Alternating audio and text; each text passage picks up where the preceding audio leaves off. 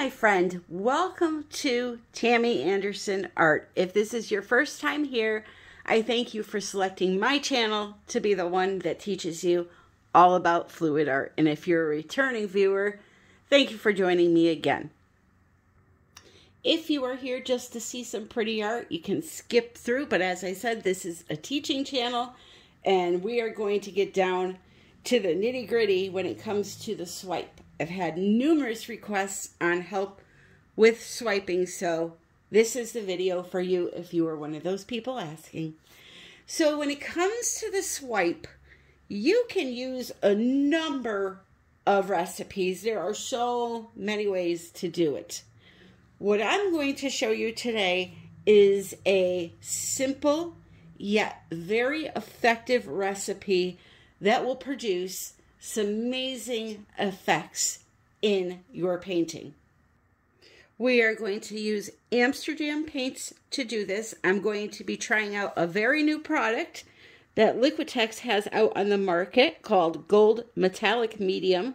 I've seen some really interesting results coming out of that medium, and because it is gold, you can use it on your own, on its own, or you can mix paint into it. I'm going to maybe zhuzh it up a little tiny bit to make it a little bit brighter, but I'm excited to test that out. But we're going to be considering that a color, not part of our recipe. So for a really simple swipe recipe, and I'm going to go over several really quick, you can do swiping with just paint, water, and Floetrol. The way you would do that is you would add a certain amount of paint to your cup. I mean, that all depends on how much of a color that you want to make. If you want to make a gallon of blue, you're going to add in a whole tube of paint, you know, fill it up with Floetrol, mix it, and then see if the consistency is right. And then if it's not, add some water. If it is, start your painting. But if you're going to make just a small amount, you don't need that much. So the amounts always fluctuate depending on you.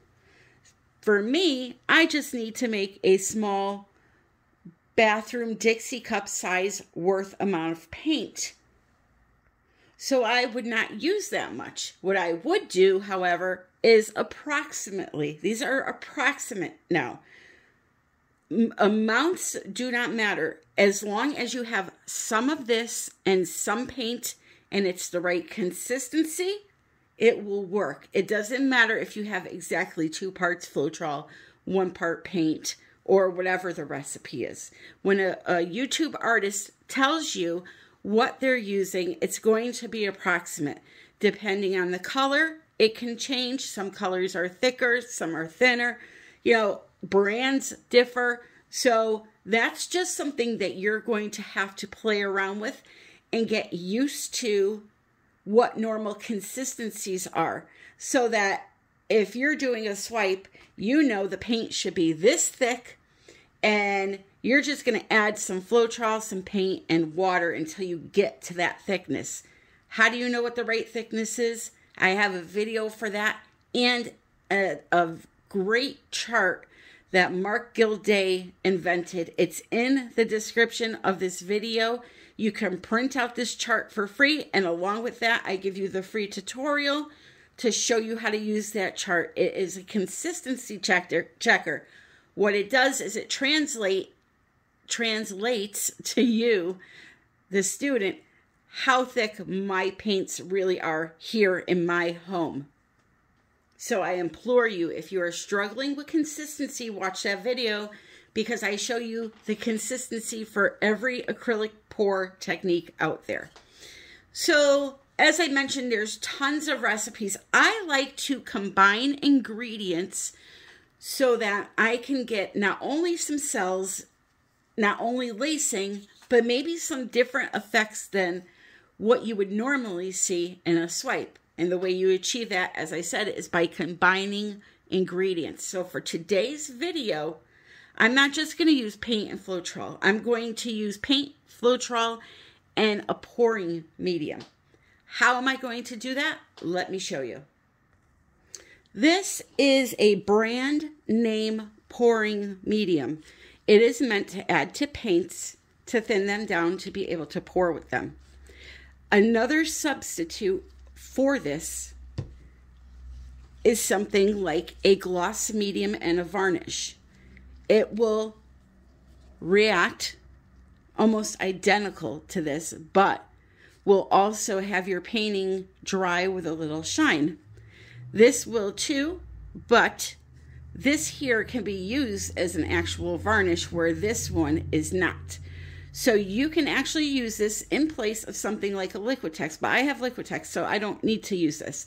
But if you had only this and no pouring medium, you absolutely could use it the same way as a pouring medium.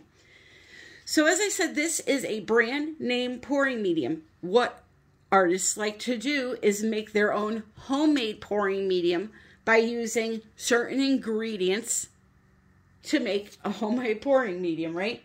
So for this technique, what I'm going to be using is some Floetrol, some pouring medium, and some paint and water when we eventually get to that. But first, I'm going to make that pouring medium out of those two ingredients. So how am I going to do that? I'm going to use 50% of this and 50% of Floetrol.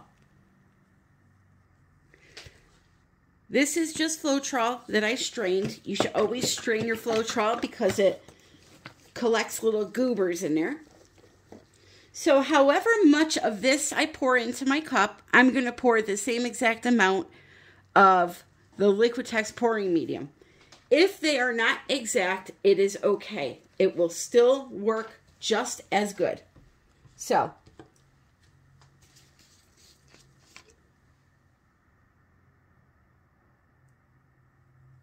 okay, so now that is what I'm going to use to thin down all of my paints. I may have to add water to them because you don't want to use a lot of this. This is expensive, right? All of these products are expensive and they're totally not necessary. So we're going to use this to start thinning down our paints, I should say. And if they need additional thinning, that's where the water comes into play. So for example, I want to make some of this beautiful Amsterdam turquoise blue. What I'm going to do, very simple, is put some paint in this little cup. How much paint, again, depends on how much you want to make. About that much will color this entire cup. So you're using it essentially to color your pouring medium that you have. What you want to do is give this a good mix after you combine the two ingredients. And then just add a little bit at a time because you don't want your paint to clump. Just like so. Give it a whip around. We can add a little bit more.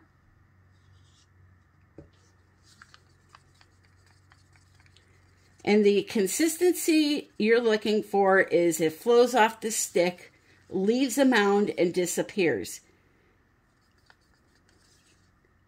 You don't want it to plop off of the stick.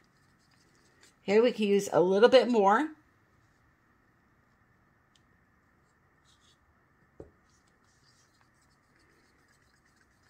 Just like so. And we are good.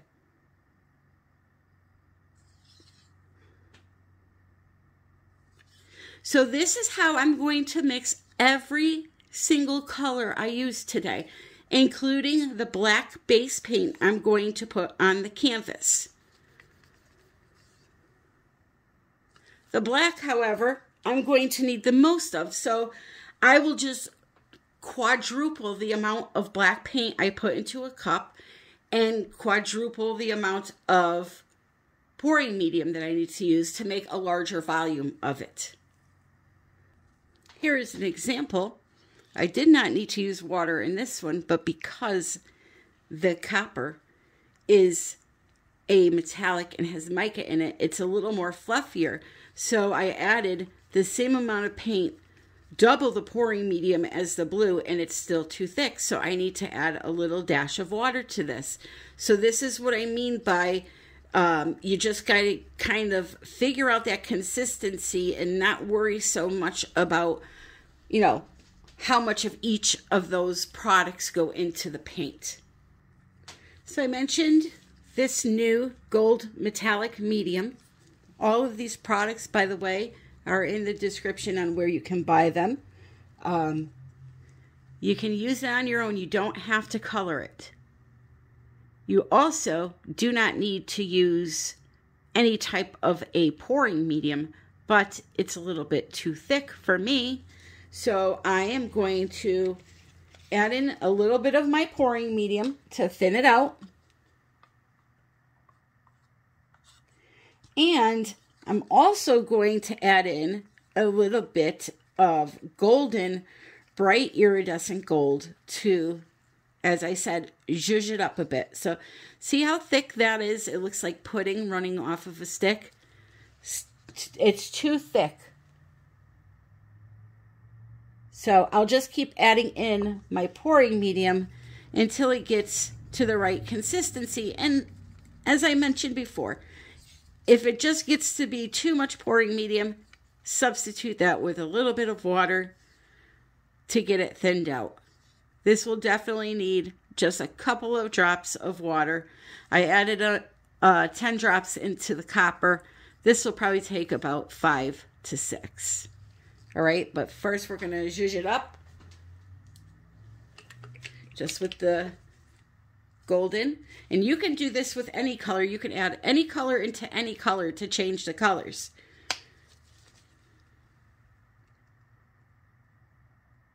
I want it just a little bit brighter. And now I'm happier. Okay, so let's get set up. As I said, the base paint is going to be mixed the same way, just in larger volume. I'll show you the colors and we will do this swipe, which, by the way, I was inspired by Kaz Creations. She is the queen of swipes. If you have never seen her channel, go check her out. That's all she does. Well, she does some other things here and there, but mostly swipes. She did this beautiful, odd-looking flower, and I got so inspired by it and her color palette that I wanted to try it. So make sure to check her out. And all of this information, as I said, will be in the description. So I'm working on an 8x24 canvas from Blick today. When it comes to swiping, doing the actual motion of swiping, there are multiple things you can use. You can use palette knives. This is a great color swiper from COLOURARTE that I have a discount for. You can use something like the OXO omelet flipping spatula, which, by the way, this is great to spread your paint out on your canvas. And you could also swipe with it if you wanted to. It's got this nice blade and it just glides across the paint so beautifully. That's my favorite spatula to use when spreading out paint. That's in my Amazon shop. You can use a Dollar Tree spatula that's flat and will glide along the canvas nicely. You can use things like paper towels. Some people spritz them with a little bit of water just to dampen them, to help them grab the paint. I've used them dry and they work great too. You can use packaging from your canvas, just cut it up into pieces, and you can use actual swiping tools. You know, a lot of these 3D companies are creating swiping tools. I have Pour, Scrape, Repeat in the description. They have a bunch of great swiping tools. So, you know, just figure out what you want to use, what works the best for you, okay? So what I'm going to do first is I am going to apply my black base paint to my canvas. Again, all of these paints are mixed the same way you saw me mix the paint on camera. Colors I am using, all by Amsterdam, except with the exception of that gold medium, is greenish blue, Then we have copper. The black base paint is oxide black.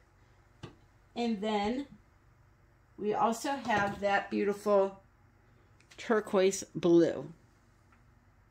However, you can use any brand of paint. I've made some beautiful swipes with Prism Pour. I've made them with Deco Art. Any brand paint will work. So I'm just taking the black base paint and pouring it onto the canvas, and then I'm going to use my OXO omelet flipping spatula to spread it out nice and flat onto the surface of the canvas. Another thing you can also do is just spread it out a little bit and tilt the canvas, and you can also just pour some paint on the canvas and tilt it. Whatever way works easiest for you.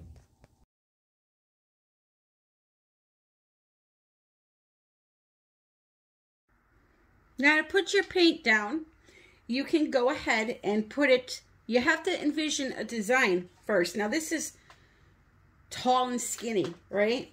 So I'm envisioning a design right through the center here. So what I'm going to do is I'm going to put some paint here and swipe it upwards and kind of like a little loop-de-loop, and then come down this way and do the same thing.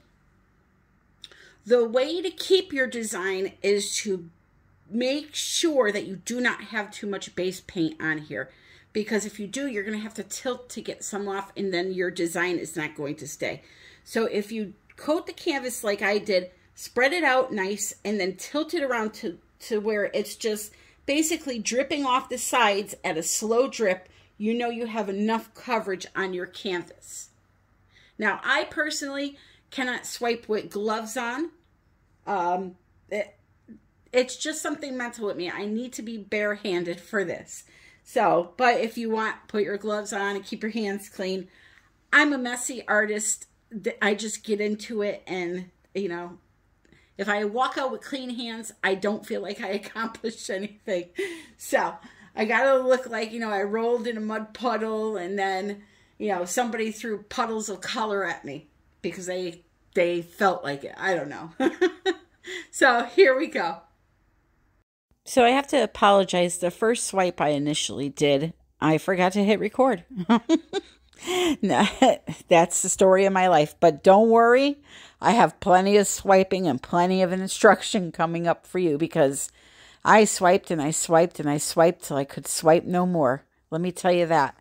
So I'm just putting my colors down in little puddles and using various things to pull the paint in the direction that I want it to go in.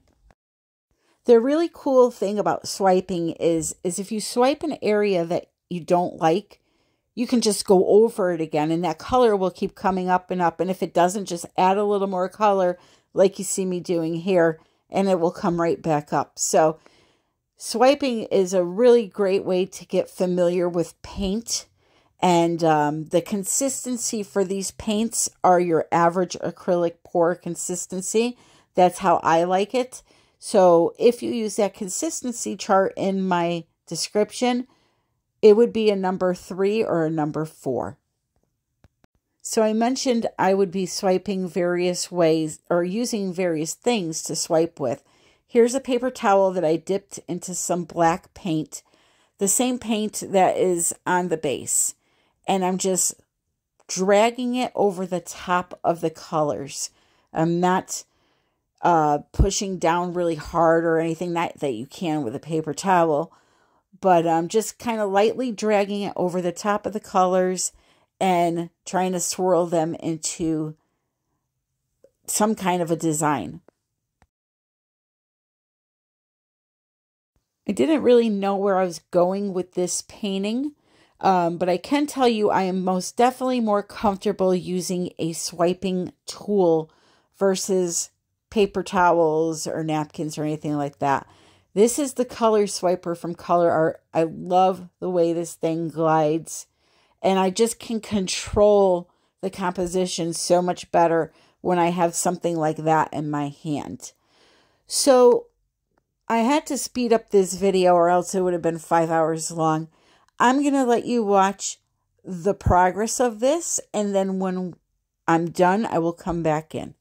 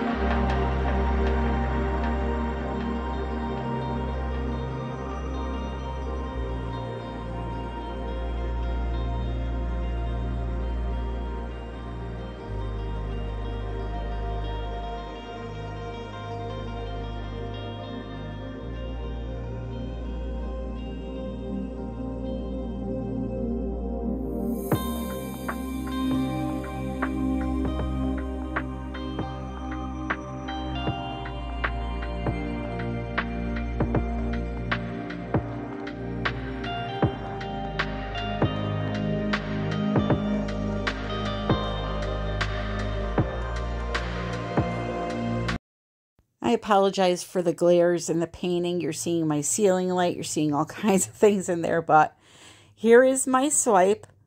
I love it. I think I'm going to let it dry. And then once it's dry, I'm going to do another video on how simple it is to use something like resin to create even more interest in a piece. But I like the flow of it, and the colors are really pretty. So try doing a swipe. It's really easy to do once you get the hang of how you hold whatever it is that you're using to swipe with. And it's very forgiving. Like I said, you can make a mistake and swipe over the area and totally erase it and come up with another beautiful path that you swiped. So try it out and let me know how it goes. If you're a member of United We Pour Fluid Art Group, you can share your artwork there with me. So I would love to see it. So this little patch right here, those are called cells. When you have one color and there's a white or a black or another color that just kind of veins through, that's called lacing. But when you have little individual circles of color like that, those are called cells. That's just a little tip for you there. So if you're not interested in seeing what I did to my acrylic pour vase, you can end the video here. I thank you for joining me. If you enjoyed the video, please click like and please comment below. If you're not a subscriber, please consider subscribing. And all information is in the description of the video. So let's move on now. Let me show you this acrylic pour vase that I did last week. It really turned out spectacular, and I hope you enjoy it as much as I do. So when I originally did this video, I had the vase sitting right on the canvas and I poured paint over it. Well, a couple of people said to me, "Hey, Tammy, how are you going to move that off of the canvas?" And little did they know that I'm an actual rocket scientist in real life. That's correct. You heard right. I am a rocket scientist. I didn't think about that. You were supposed to sit the vase on top of a cup that sat on top of the canvas, but This was my first try and no harm was done. I simply lifted the vase up off of the canvas with my one finger underneath it, one finger on top of it. Yes, it ruined the design, but the design was kind of crappy to begin with, so I wasn't worried about it. Then they asked about the lip of the vase. Well, you're seeing here what I do with the lip of the vase, just trim that paint down. So now this here is called Red Queen Chameleon pigment, sold by Artists Till Death. They have a ton of colors. These chameleon pigments are bananas, as Erica would say. And I was really excited to use them on this vase.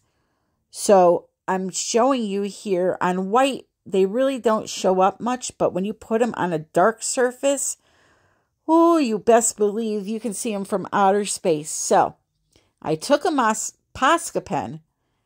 I drew in lines on the vase where I wanted to black out some areas. I used regular acrylic paint to do this.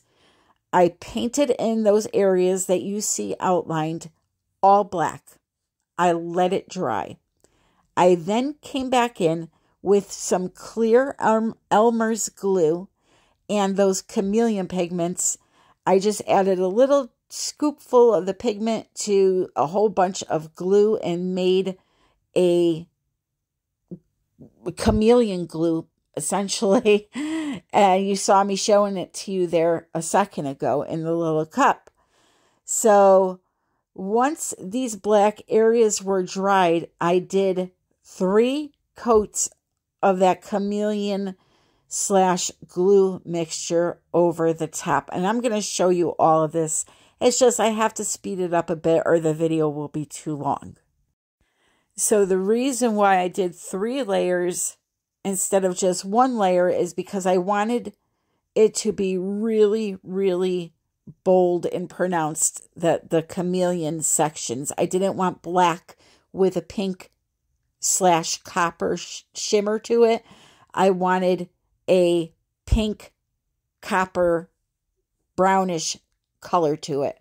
So this is the chameleon pigment mixed with some clear glue. You have to use clear or else the white will dull out the color a lot. So take that mixture and with a paintbrush, just paint them in the areas that you black out. You can do as many coats as you want, letting each coat dry in between. This here is 3 coats. That's what it looks like after 3 coats. So then I came in with a Galaxy marker to try to do a little outlining. I did not like that marker at all, so I went to my best friend, Mr. Posca pen, and used him to do all of the outlines. And you can see how much better these pens outline. Those are in my Amazon shop under Resin Art Supplies. They are acrylic paint pens, and they work great. So here it is, ready for the next phase. So next what I do is I take some clear Elmer's glue. Again, it's got to be clear because the white glue just dulls everything out that has sparkle. Take some of that clear glue and with some diamond dust / glitter mixture, I'm going to create the most beautiful shine that you've ever seen.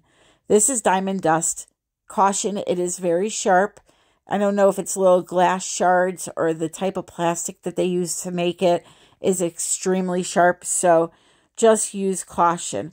Here's just a rose colored glitter. I apologize. I bought my glitters a long time ago, so I don't know where I got them from. They were from different suppliers over the years. But you can do a search on Etsy or Amazon and find a ton of glitter suppliers. So here we go, step by step. Apply clear glue, and while it is still wet, sprinkle on your glitter or whatever you're planning on putting on that area. Be sure to have a catch paper underneath your project so that you could pick up whatever falls off and reuse it. So generously sprinkle it onto the area, and then with a popsicle stick, press down to make sure it makes good contact with the glue. You're going to want to do one section at a time and make sure that you use a paintbrush, a dry paintbrush, to clean off any glitter that may have fallen in places that you don't want it. Now, after I do this to the entire vase, I could just take some spray varnish or some gel, gloss varnish like Liquitex or something like that and paint it with a brush over the vase and save a lot of this texture and this glass sparkling, but it is very sharp and I would not feel comfortable selling this with those glass shards exposed. So what I'm going to do is 3 beautiful coats of KS resin, liquidy split version of KS resin, because there's a 4-hour cure time on that.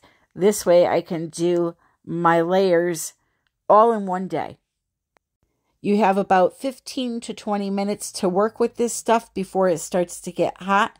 But when you're doing something like a vase or a coaster that you don't need a lot of time for planning and you're not trying to make art with it, it's perfect. I love it. So again, that's KS resin, liquidy split. If you want a longer working time resin, you're going to want to get the KS resin ultra UV resin. All of that information is in the box below. So I do this coat here and then I let it cure for 4 hours. I come back in and do another coat, let it cure for 4 hours, and then I'm going to sand. Why am I going to sand? Because the vase, because I have that textured glass on there, the finish will be bumpy if I don't sand it smooth. So with a piece of 100 grit sandpaper, I sand down any bumps. Now again, this is after 2 layers of resin. There's going to be 3 total. The third will be the last one. So you always, if you're doing 5 layers, you always want to sand before the last layer. Only when you're doing something like this that has texture in it. So I sand it down really quick, and then I go and get, and I'm not, you can see I'm not sanding hard. I got bad hands, my friend. There is no hard sanding here. I'm just scruffing it up and making the more pronounced protrusions not so bad. So take a wipe with alcohol on it, wipe it down, stick it back on your cup turner, or if you paint with a brush a very light coat of resin, you may not need a cup turner, but I like the cup turner because then I get no drips. And here are the final results. Put on your sunglasses. You are going to need them because this baby is shining bright like a diamond, and I absolutely love it. I want you to pay special attention to those colors underneath the sparkle. Now, you're not seeing a ton of sparkle right now because the sun was not up yet all the way, but man, oh man, those colors shift from copper to bronze to pink to brown. They're just beautiful. Again, they are called Two-Faced Chameleon pigments, and they are on artisttilldeath.com. I would like to thank you for joining me today. If you enjoyed the video, or if you learned anything, or if you just had a smile on your face at one point during this video, click the like button and please consider subscribing if you are not a subscriber already. All the information that you need will be in the description below. And until the next time, my friend, happy pouring.